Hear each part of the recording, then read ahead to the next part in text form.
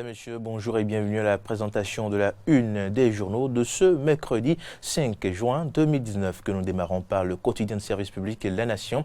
La Nation qui titre à sa une « Intense prière à l'occasion de l'Aïd el-Fitr, ouvrir nos cœurs pour la paix et l'unité nationale ». Campagne vivrière 2017-2018, le Bénin classé deuxième dans l'UEMOA Criette, verdict du procès, bradage de domaine public, la défense saisit la Cour suprême, réforme de la gestion des voyages officiels, les mairies rappelées à l'ordre, lutte contre les crimes transnationaux dans les zones non contrôlées. Les États-Unis apportent leur expertise à la sous-région. Et bien de La Nation, nous passons à Libération. Libération qui titre deuxième en production vivrière dans la sous-région, une énième preuve que l'agriculture béninoise se porte mieux. Talon et décidément l'homme à qui tout réussit. Deuxième en production vivrière dans la sous-région, une énième preuve que l'agriculture béninoise se porte mieux. Talon et décidément l'homme à qui tout réussit. Parlements sous-régionaux, régionaux et internationaux, nous informe Libération. La désignation des représentants du Bénin prévue pour demain. Parlements sous-régionaux, régionaux et internationaux, la désignation des représentants du Bénin prévue pour demain. BPC 2019, les résultats disponibles la semaine prochaine. BPC 2019, les résultats disponibles la semaine prochaine. Célébration de la journée nationale de l'arbre dans la Zopa. L'ASD Zopa sacrifiée à la tradition avec l'appui de Kouabo, une filiale de Sofritac. Bon, on passe ce titre, bien évidemment. Cannes Égypte 2019, les écureuils déjà en phase pratique. Cannes Égypte 2019, les écureuils déjà en phase pratique de préparation de Libération. Nous passons au quotidien Dabarou. Dabarou qui titre 6e édition de Ramadan des enfants à Parakou. L'honorable Baba Moussa renouvelle son engagement aux côtés des enfants musulmans. Football au Bénin, le rôle de l'arbitrage pour une bonne fin des championnats. Et puis, célébration de l'Aïd el-Fitr, les messages de Gounon, Bagoudou, Toko et Sarako. Société. Comment vivre avec un homme sans moyens financiers? Une interrogation du quotidien Dabarou. Société, comment vivre avec un homme sans moyens financiers? Et puis, 8e mandature de l'Assemblée nationale, Louis Vlavonou davantage conforté dans son fauteuil. Cellule des voyages officiels, là nous sommes avec Nord-Sud quotidien. Cellule des voyages officiels, une réforme qui fait économiser plusieurs milliards par an.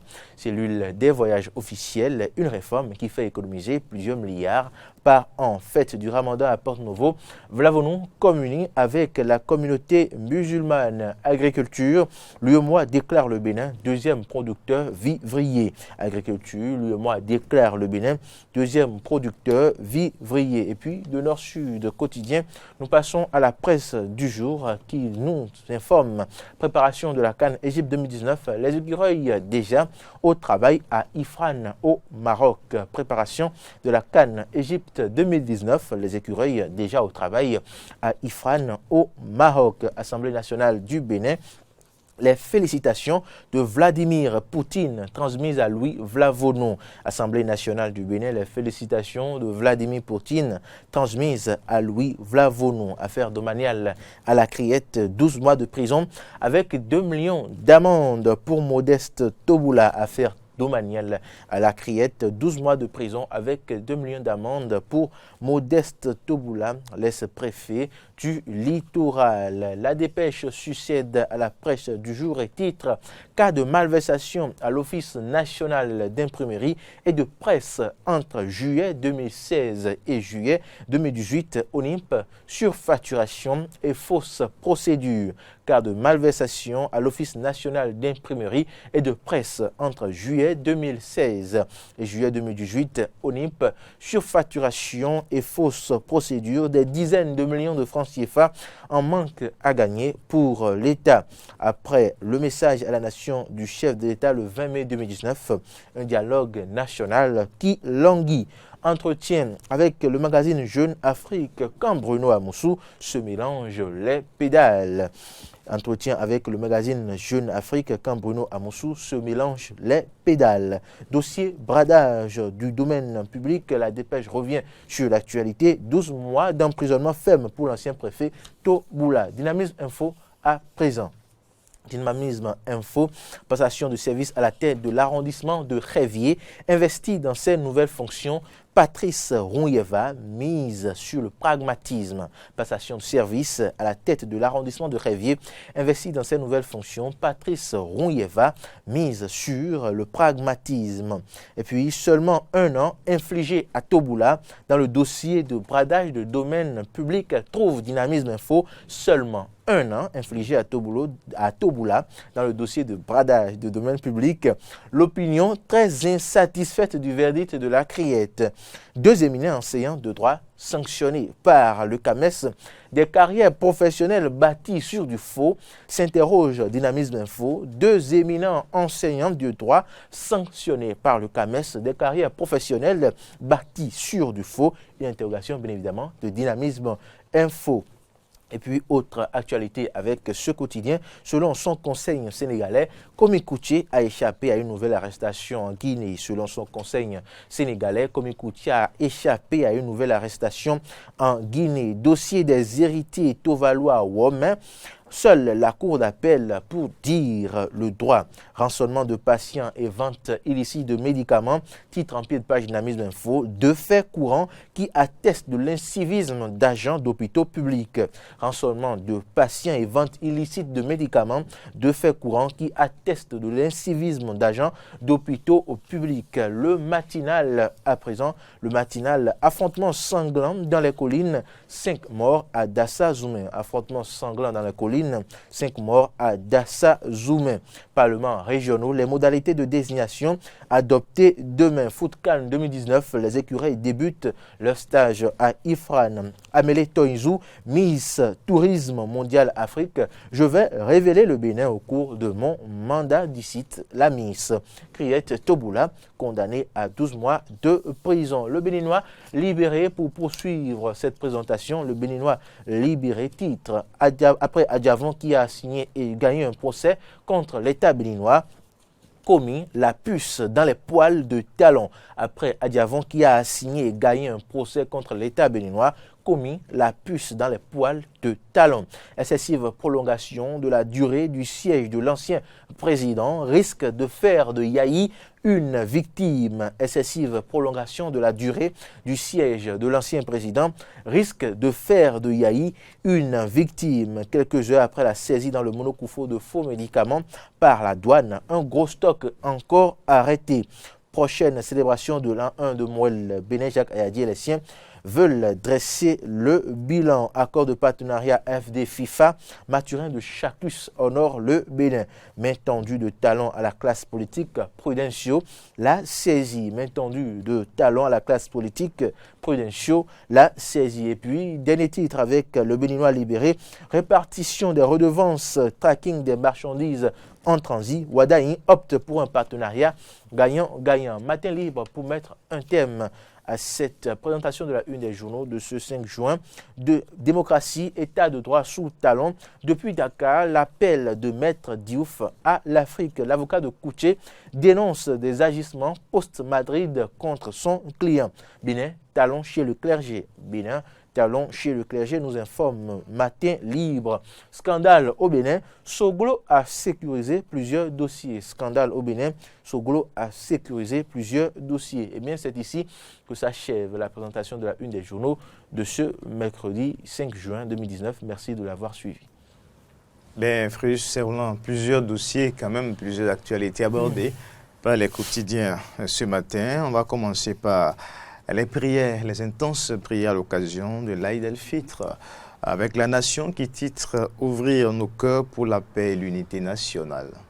Bien évidemment, le ramadan cette année tombe dans une période un peu délicate pour le pays et c'est à juste titre que tous les musulmans, les mosquées, même les non-musulmans à l'occasion de la fin du ramadan, du jeûne musulman, ont concentré leurs prières sur la paix et l'unité du Bénin. Et après cette prière, il y a eu des invitations à ouvrir nos cœurs pour pardonner, afin de solidifier, afin de sauvegarder, je voulais dire, la paix, la cohésion nationale, l'unité de la République.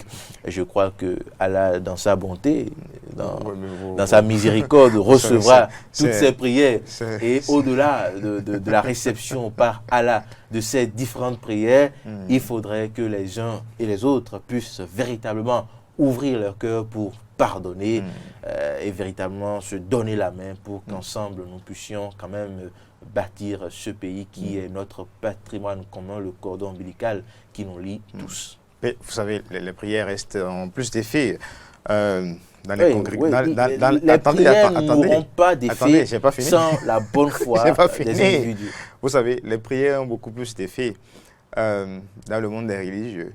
Quand vous prenez le monde des politiciens, vous savez, vous savez, c'est un des stratégies, des intérêts. Oui, c'est un autre monde, c'est un monde d'intérêts, c'est un monde de mesquinerie, de méchanceté, de calcul. Mais vous savez, à un moment, même dans ce monde, quand on arrive, on franchit le Rubicon à ce niveau, quand la paix, l'unité nationale est menacée, quand le pays est au bord du gouffre en ce moment, comme en 90, vous voyez, on range les intérêts des uns et des autres et on se concentre sur l'essentiel, sur le bon sens, sur ce qui nous rassemble. Parce qu'il faut que le pays puisse être debout pour que nous puissions faire nos jeux de cache-cache dedans, etc.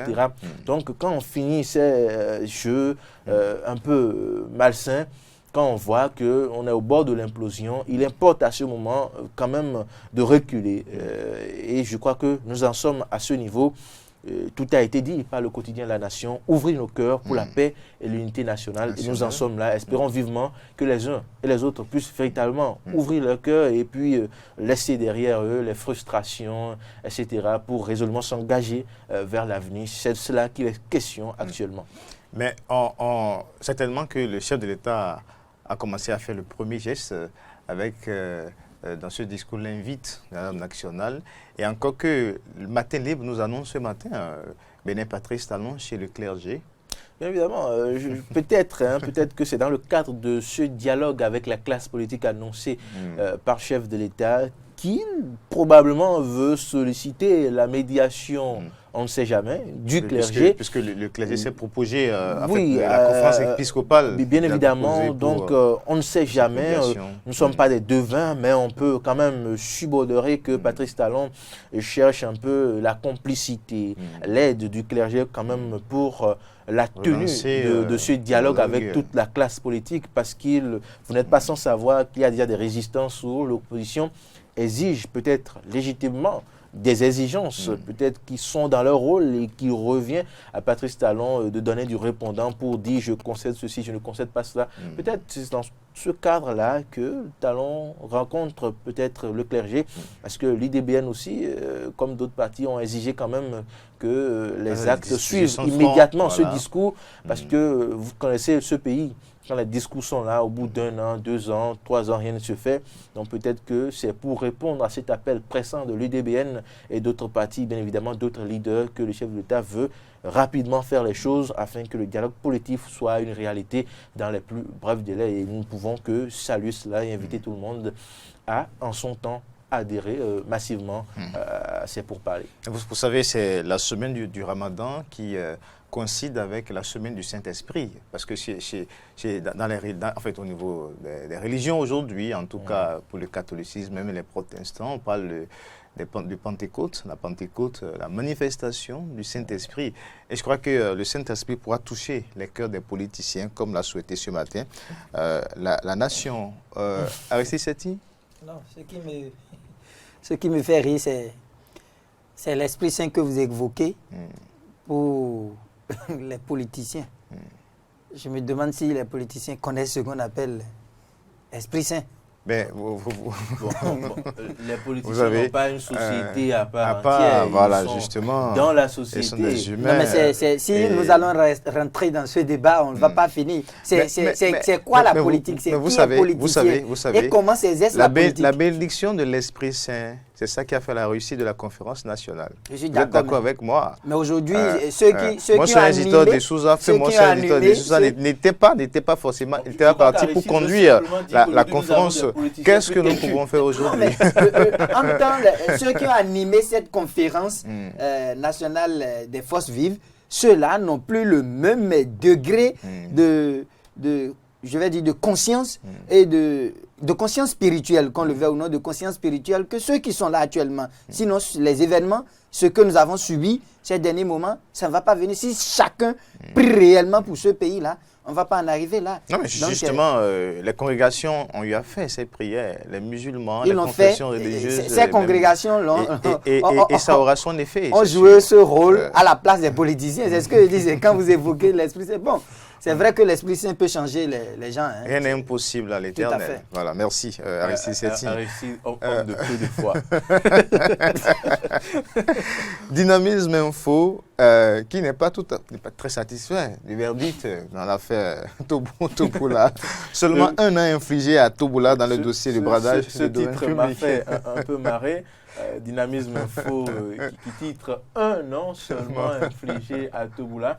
L'opinion est très insatisfaite du verdict. Je ne sais pas quel sondage Dynamisme Info a effectué pour évaluer la satisfaction de l'opinion quant à la condamnation à la peine subie infligée à Toboula. Mais on voit véritablement déjà avec seulement un an infligé, on voit la position du journal qui est insatisfait de ce verdict. Et pourquoi? Est-ce que le journal parle toujours de l'affaire de bradage de domaine public ou parle d'autres choses, reproche d'autres choses à Toboula? Je crois qu'il faut savoir raison garder quand même. La justice a fait son travail. Je crois que la défense se porte devant la Cour suprême. En tout cas, la justice a fait son travail. On peut être satisfait ou ne pas, ou être insatisfait. Cela revient dans le bon droit de chacun. Mais la justice a fait son travail. On prend acte et puis on est volé du courage au préfet qui sorte un peu plus renforcé et un peu plus humble de cette situation, parce qu'il n'y a pas à se réjouir de quelqu'un qui aujourd'hui est dans les liens de la détention. Il n'y a absolument rien dedans, parce que vous savez, nous sommes tous des prisonniers ambulants. Nous sommes tous des prisonniers ambulants. Et comme je me plais souvent à le dire, tant que nous sommes en liberté, réclamons de bonnes conditions pour ceux qui sont là-bas, parce qu'on ne sait pas quand on va retourner là-bas, quand on va partir là-bas plutôt. De ce préfet, il y en a qui se sont réjouis. Oui, on lui reproche au-delà. Ce qu'on reproche à Toboula, pas la justice, je parle des citoyens, des journaux, etc. Ce n'est pas seulement l'affaire de bradage de domaine public, mais c'est le gel qu'il a eu en son temps dans le déguerpissement, etc., des domaines. Donc, les gens, vous savez, c'est parfois légitime. On se dit, oui, il nous a fait ceci. Aujourd'hui, c'est Dieu qui le punit, c'est la situation. C'est un peu la psychologie, la mentalité. Chacun voit en cette condamnation, cette situation de Toboula, une main divine venue pour sanctionner ses péchés. C'est un peu cela. Et on se dit, avec tout ce qu'on a observé, cette peine un peu légère, mais il faut savoir qu'on ne le juge pas pour ces actes-là, mais on le juge sur un dossier précis, voilà. Le bradage de domaine public, et la justice a fait son travail. La dépêche reçoit encore ce dossier au NIP, cas de malversation à l'Office national d'imprimerie de presse entre juillet 2016 et juillet 2018 au NIP, surfacturation et fausse procédure. Des dizaines de millions de francs en CFA en manque à gagner pour l'État. Je crois que nous sommes là dans la droite ligne du rapport des inspections générales de nos ministères. En dehors de l'ONIP, vous avez vu, il y a des noms qui circulent, plusieurs cadres de l'administration, pas concernés par plusieurs ministères, plusieurs structures. On parle de plus d'1 milliard de manque à gagner pour l'État. cela montre seulement la méchanceté du cadre béninois. Cela montre la perversité, la cupidité, que dis-je encore, la malhonnêteté de certains cadres béninois tapis dans l'ombre, décidés à saigner les caisses de l'État. Les charognards de l'économie. Oui, les charognards de l'économie. Et je crois que, vont tout picoler. En tout cas, l'inspection n'est pas la justice. Il y a eu un rapport, des faits sont reprochés à des individus. Ils auront le temps d'apporter les preuves de leur innocence ou bien d'apporter encore les preuves de leur culpabilité devant la justice. Et puis, en son temps, on aura plus d'éléments, on aura plus d'aisance pour, en son temps, bien secouer, charger ces individus qui seront reconnus coupables parce que jusque-là, ils ont bénéficié de la présomption d'innocence quand même. Oui. Et, en tout cas, on attend que la justice fasse son travail et qu'elle fasse bien son travail pour que les innocents soient extirpés de cette liste, pour que les coupables soient durement sanctionnés, parce qu'il est temps aujourd'hui que nous puissions tourner dos à ces pratiques malsaines qui visent quand même à prendre son salaire, à prendre ce pourquoi vous êtes payé dans l'administration et d'ailleurs à ne pas bien le faire et à trouver encore les moyens pour détourner les ressources que les autres ont saignées, on paye les impôts, etc. Et vous êtes là, vous prenez votre salaire, vous ne faites pas votre job et vous détournez encore ce qui est là. Il faut décourager à jamais ces gens-là pour qu'à l'avenir, la jeunesse aujourd'hui qui est là, qui est en train de monter, qui veut remplacer ces aînés-là qui sont dans les administrations et même ces jeunes-là, puissent savoir qu'il y a des conséquences, parce que si on y prend garde, cette jeunesse qui est là et qui veut remplacer ceux qui sont là sera pire, sera pire. Donc, il urge de transformer ces cas-là en cas d'école pour éduquer. On doit prendre ces cas-là pour éduquer véritablement ceux qui auront même des rêves. Même si tu te surprends à rêver que tu détournes 5 francs de l'État, franchement, tu te réveilles et tu commences à prier pour demander à l'esprit de t'épargner ce sort-là. Il faut véritablement que ceux-là puissent servir d'exemple. Sur ce chantier, on fait confiance à la rupture qui, quand même, depuis l'avènement, bien évidemment, c'est pourquoi il faut soutenir la rupture dans ce sens et ne pas penser à une chasse derrière des sorciers ou des sorcières. Il faut véritablement même dire que ce que fait la rupture est insuffisant dans ce sens, est insuffisant. Il faut encore aller davantage. Et non seulement la corruption, le détournement des fonds, ce n'est pas ça. Ceux qui sont dans l'administration et qui ne font pas ce pourquoi ils sont payés, c'est aussi du détournement. Parce que vous êtes chargé, par exemple, dans un service, d'observer 12 heures de service et de faire des légalisations ou bien quelque chose, de rendre des services pour des citoyens, mais sur les 12 heures, vous n'êtes là que 5 heures de temps. Mais c'est du détournement de fonds, parce que vous percevez votre salaire la fin du mois sans faire les 12 heures. C'est du détournement. Il faut pouvoir sanctionner cela. Et il y a encore ces agents malhonnêtes là dans les administrations. Vous allez, l'accueil est médiocre parce qu'ils pensent qu'ils sont en train de vous rendre service alors qu'ils sont payés pour vous rendre ce service et l'accueil est misérable, désagréable et tout ça là. Vous allez dans les sociétés d'État, on n'a pas cité des noms, vous connaissez. Ça n'encourage pas du tout. Mais oui, et vous êtes obligé de supplier. Ça, c'est aussi parfois les problèmes d'éducation. Et au quotidien, on a parlé, rançonnement encore dans l'administration. Et les gens vous demandent, il n'y a rien pour nous, vous n'allez rien faire. Si vous voulez que ça aille plus vite, ça continue.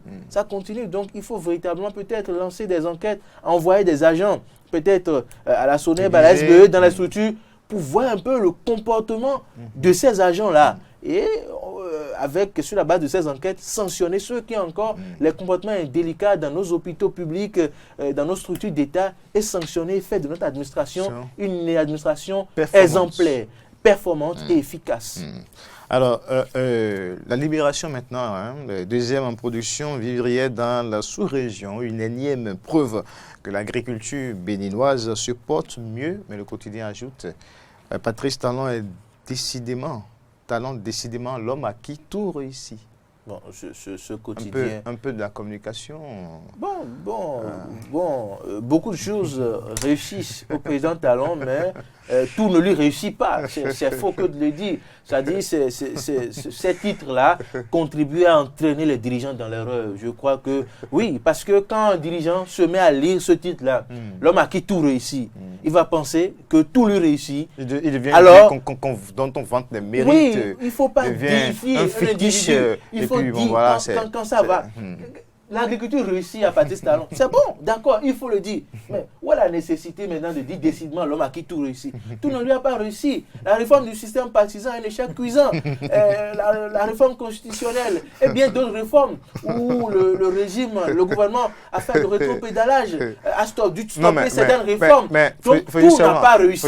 Il faut dire quand ça réussit et dire quand ça n'a pas réussi. Parce que si nous, acteurs des médias, nous nous mettons dans cette posture, nous nous mettons à faire cela, à défier les dirigeants, à dire que tout leur réussit, alors qu'on sait pertinemment, consciemment que tout ne réussit pas, nous allons entraîner ce pays dans le gouffre. Il est de notre devoir d'encourager, de dire quand ça va. On a encouragé le gouvernement ici tout à l'heure sur ce dossier de la corruption et bien dans d'autres dossiers sur ce plateau, mais il n'est pas bienséant. Mais le quotidien, de dire vous que tout que réussit. c'est de la communication. Il faut parfois sauver son gomo aussi. Non, ce n'est pas notre rôle. Ce n'est pas notre rôle, ça, que connaît ici. Ce n'est pas notre rôle. Non, mais je ne dis pas que c'est ce que nous devons faire. Je ne dis pas que c'est ce que nous allons faire. Mais il faut quand même le quotidien connaît sa ligne éditoriale. Voilà. Le quotidien connaît sa ligne éditoriale libre à ce quotidien d'écrire.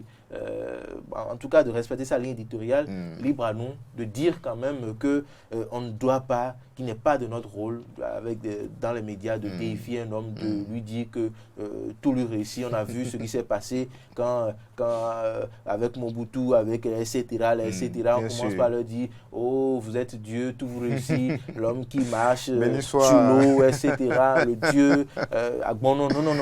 Nous devons rendre service aux dirigeants en leur disant là où vous allez ce n'est pas bien, ceci a été un échec, ceci est une réussite. Vous sortez cette expression qui est en train de disparaître un tout petit peu des lèvres de certains Béninois. Bon voilà, on va pas revenir là-dessus. CAN Égypte 2019, les écuries déjà en phase de préparation. Oui, on a vu les images. Pas dit bonne chance. Il y a un stage technique à Ifrane avant le début de la CAN Égypte 2019. Vous voyez, l'équipe nationale est bien encadrée. Le gouvernement a mis ce qu'il faut. Je crois les moyens.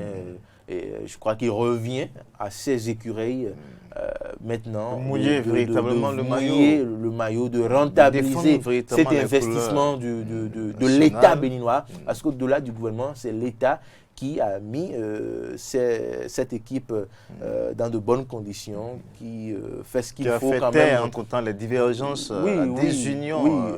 Il faut reconnaître que le gouvernement, l'État béninois a beaucoup fait dans ce sens et on est en droit désormais d'espérer de cette équipe une performance quand même une bonne performance. Donc, nous croisons les doigts parce qu'il n'y a pas, il n'y a pas de magie. Les mauvaises vibrations c'est le qu'il y avait meilleur qui autour gagne. de l'équipe nationale, parce que beaucoup de diffusion, beaucoup de ces situations de lutte, que querelles intestines ne peuvent qu'entraîner l'équipe dans le noir. Et quand c'est dans les ténèbres, ça ne réussit pas. Bravo à Patrice Talon et surtout au ministre Omeki. Ils ont su faire ramener la paix dans ce monde. On a vu également dans d'autres congrégations, ils ont pu faire ramener la paix. Et on attend également la rupture, ramener la paix au niveau de la cohésion nationale, justement. De la politique. Dabarou, ce matin, société, et nous avons fini par là, société, comment vivre avec un homme sans moyens financiers? C'est une interrogation. Ça s'adresse aux femmes ou... Ça s'adresse à la conscience collective. Hein. Comment vivre avec un homme sans moyens financiers? C'est une question. C'est vraiment une question. Bon, mais c'est un homme. Il faut vivre avec son homme. Vous savez, cette question cache beaucoup de choses. Aujourd'hui, le monde est guidé par le matériel. On ne va pas dire seulement que nos jeunes sœurs sont, pas nos jeunes sœurs, mais la plupart aujourd'hui. Nos sœurs sont beaucoup plus guidées par le matériel. Idem pour les hommes. Aujourd'hui, on a le phénomène des hommes, j'oublie le nom qu'on leur attribue souvent, qui sont là à rechercher des femmes qui sont déjà bien loties afin de jouir. Social, ils veulent être des jouisseurs. Voilà. Donc, dans l'un ou l'autre des cas, comment vivre avec un conjoint? Je préfère qu'on tourne la question à comment vivre avec un conjoint. Ils veulent jouer en tout. Oui, ils veulent jouer en tout. En facilité. Comment vivre avec un conjoint qui n'a pas de moyens financiers? Il faut construire avec ce conjoint un avenir. C'est ça. Il faut faire des plans avec ce conjoint pour qu'il puisse avoir, et avec vous, les moyens financiers pour la prospérité et l'équilibre de votre couple. C'est cela qu'il est question. Le monsieur peut ne rien avoir, la dame peut ne rien avoir, Mais quand vous avez l'ambition et vous savez là où vous allez, il vous revient de vous mettre ensemble, de définir, si nous étions en matière de médias, j'allais dire votre ligne éditoriale, de construire votre avenir, de voir comment faire rentrer de l'argent et puis améliorer votre situation. C'est la meilleure des manières. Parce que si vous voulez un homme accompli ou une femme accomplie, je crois que le couple ne fera pas long feu parce que l'homme qui est déjà accompli, vous venez sous son toit, il va dire, mais j'étais déjà accompli avant que tu ne viennes, tu ne m'as rien apporté. Tu es là en tant que jouisseuse. La dame va dire, tu ne m'as rien apporté. J'étais là tout accompli, tout loti quand tu es venu et tu profites de moi. Et tout ceci peut quand même des femmes, casser le foie, oui. Donc, comment vivre? C'est préparer ensemble l'avenir, c'est construire l'avenir ensemble. C'est tout. Généralement, les relations ne sont pas, les foyers ne sont pas solides quand l'homme n'a pas beaucoup de moyens. Et vous allez voir, quand c'est des femmes qui ont reçu une éducation approximative, surtout dans certains domaines, elles commencent par loyer un autre homme à côté. Vous savez, parce que son homme n'a pas les moyens. Elle commence par loyer un autre homme. Quand vous mettez... Il faut accepter ces conditions, non? Non, oui. Lorsque je suis avec un homme, et parfois les cas qui sont encore plus dramatiques, c'est qu'entre-temps, l'homme a un peu de moyens, et puis après, un problème arrive. Ça, c'est une fuite de responsabilité. Et quand le problème arrive, on oublie que c'était pour le meilleur et le pire, c'est ça, non? C'est pas ça? C'est une fuite de responsabilité, simplement. Les jeunes ne voient plus le pire aujourd'hui. Non, mais non, les jeunes ne voient plus le pire. Et quand vous êtes un homme, vous devez avoir plusieurs codes à votre arc. C'est ça le plus essentiel. Moi, je voudrais dire, si vous n'avez pas le minimum, abstenez-vous de vous lancer dans une relation. C'est simple que ça. Vous ne pouvez pas vivre dans une relation. Mais là, vous l'invitez à quoi concrètement? À se battre. C'est comme Kérosène l'a dit, il faut batailler. Sur le plan physiologique, il va s'enfermer. Non, mais le problème, c'est que... Il devient... Le problème, c'est que d'abord, il n'y a pas un sous-métier et un homme doit se battre. Si vous n'avez pas un minimum, si vous n'avez pas un job, parce qu'il n'y a pas un petit job, si vous n'avez pas un job, vous ne vous battez pas réellement, vous ne pouvez pas vous retrouver dans une relation amoureuse. D'abord, vous devez vous dire que vous êtes le premier responsable de cette relation. Et c'est vous qui devez amener d'abord avant que la femme ne vous accompagne.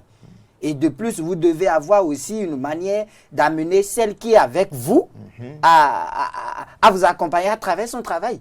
Si elle aussi, elle ne fait rien, il faut, tel que Serlan l'a dit tout à l'heure, il faut s'asseoir, avoir des objectifs précis, créer des entreprises, même si c'est des petites entreprises. Aujourd'hui, même si vous restez au bord de la voie là, et vous vendez des farines de maïs, vous allez trouver toujours de l'argent. Des farines de manioc, le gari, vous allez trouver de l'argent. Il ne faut pas rester à la maison tranquille et dire que c'est l'homme qui doit tout faire. Aujourd'hui, je dis une chose. La femme qui croise les bras aujourd'hui et qui attend tout de l'homme est sur un plan incliné. Elle s'assoit et dit, moi, j'attends mon homme pour manger. Elle est sur un plan incliné très dangereux. Aujourd'hui, pratiquement, les jeunes sont conscients et savent qu'ils ne peuvent pas demander à leur épouse de rester à la maison.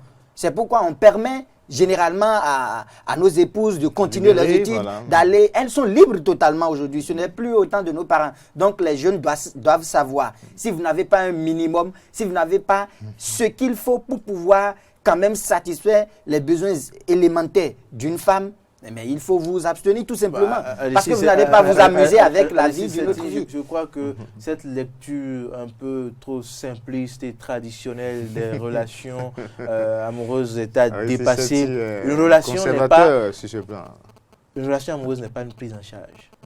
C'est sur l'erreur là que beaucoup ont fonctionné, les couples ont éclaté. Une relation amoureuse n'est pas une prise en charge. Parce que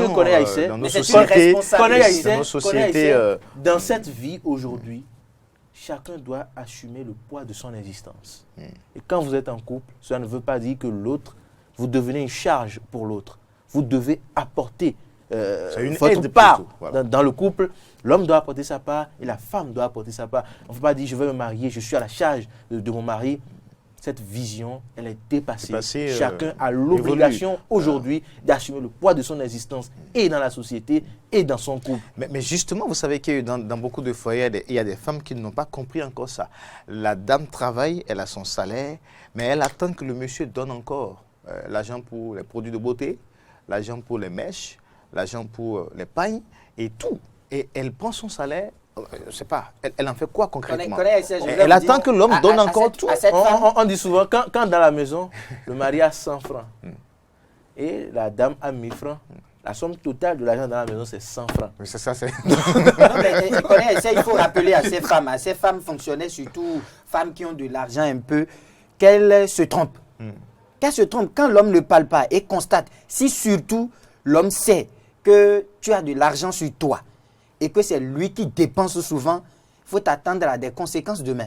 Ça, c'est clair. L'homme qui dépense chaque fois et qui ne dit rien, vous croyez que l'homme est bête? Il a une chronologie, il a une stratégie pour vous avoir.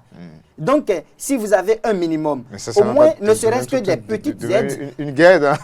Non, vous allez voir, souvent l'homme ne reste pas à la maison et l'homme n'est pas aussi si bavard sur ces choses-là. Mais il vous observe. À chaque fois, il vous observe. Il observe ce que vous faites, vos actes. Comment vous demandez et à quel moment vous demandez. L'homme observe tout. Après, et à un moment donné, ça va être... Vous allez apprendre qu'elle a un numéro quelque part que tout à fait, voilà. Comme vous le pouvez parfois. Voilà. Mais il ne serait pas totalement juste de ne pas rendre hommage à ces femmes, oui, qui contribuent à la faculté de leurs moyens. Bien sûr. Au ménage. Ces femmes, il faut les saluer, on répartit, tu prends ceci en charge, je prends ceci en charge. Et là, il y en a qui se proposent volontairement. Oui, moi j'en ai vu des femmes qui paient les factures de l'eau. Et l'homme qui paie les factures de l'électricité. Il y a des femmes aujourd'hui qui n'attendent pas nécessairement papa Bona, papa Nata, papa si, avant de prendre piment 25 francs, sel 25 francs. Donc, c'est ce qu'on demande aux femmes. Et Dieu merci, nous avons compris dans notre pays, on envoie les femmes à l'école pour qu'elles puissent aider leur mari au foyer, leur famille. Sinon, en temps, quand il y a cotisation dans la famille maternelle, c'est l'homme qui donne ça.